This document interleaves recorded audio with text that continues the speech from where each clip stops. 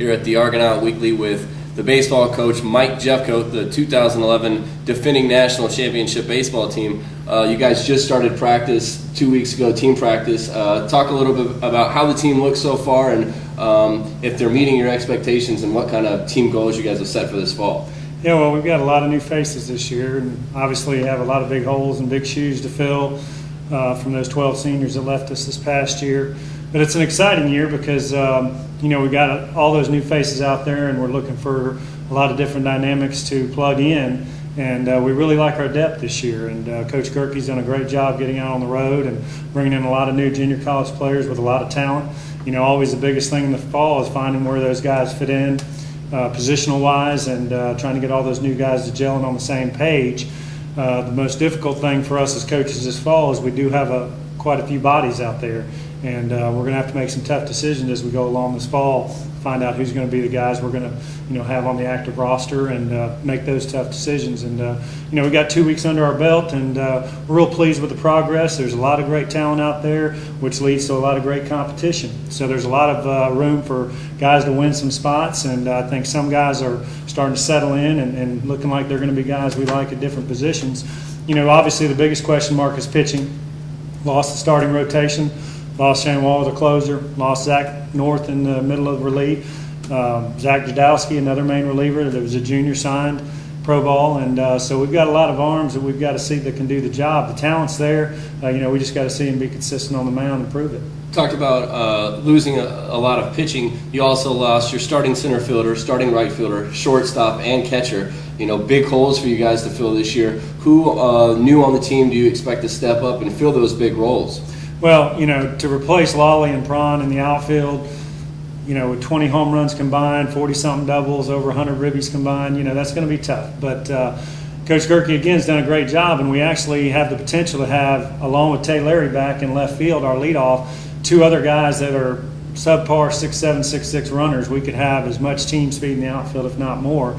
We may lose a little power production, but we also have got a new right fielder, St. Hilaire, Max, that came from a community college at St. John's. He's got a lot of power.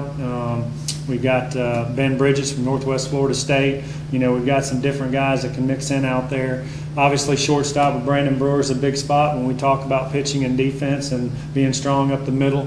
We brought in Blake Barber. We've got a young freshman, Tyler Green, that we think has got a great potential. Blake Barber's done a tremendous job. He's a transfer from Shelton State, and we feel real good about his defensive capabilities, and that's the main thing we want a shortstop to do. Catching-wise, we've seen huge strides with Garrett Flynn. We redshirted him last year as a freshman, or as a sophomore, so he's a redshirt sophomore this year. And he's battling it out with Brad Hammock, although Brad Hammock's got to improve. He was the second behind Hastings. We're also looking to bring in a catcher at the break that couldn't get in because of school this fall. And if we can do that, that's going to sure us up behind the plate.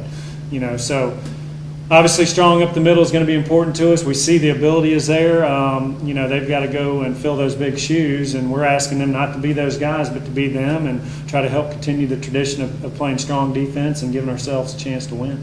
You guys have already started a scrimmage against outside competition, played Faulkner State the other day. You guys will take on Northwest Florida State coming up. Talk a little bit about the Faulkner State game, who had good games and who surprised you a little bit. Well, what I've been really pleased with is the progress that all these junior college hitters have bought into our philosophy, staying on top of the baseball. We played a big park.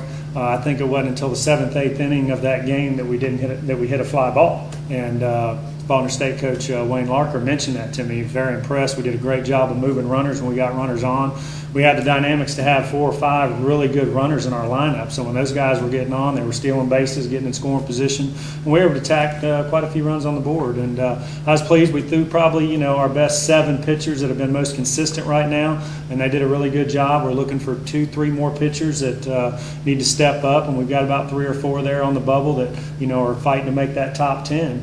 And so, we didn't make any errors, and that was a great sign. So, it's looking good. We're going to scrimmage Northwest Florida State tomorrow, and the guys always look forward to outside competition. We only get 3 chances of that, and I space it out 1 a week through the fall practice. So, it gives them a different chance to compete against somebody else besides themselves.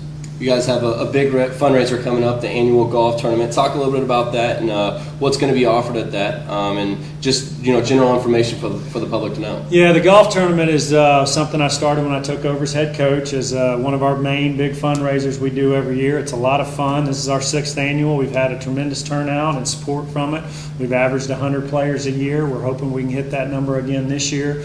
We go out and get T-sign sponsorships and get businesses and people to donate prizes. We do a raffle.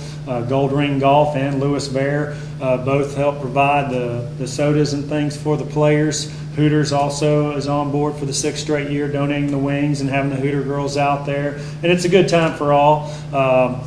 Orlando Team Sports does a great job of helping us as well with providing free Nike golf polos to every golfer. It's $90 a player, so for what you get, I think it's a great day of golf. It's a time for us to see a bunch of alumni to come back and intermix with the community and thank those people that help support the program throughout the year.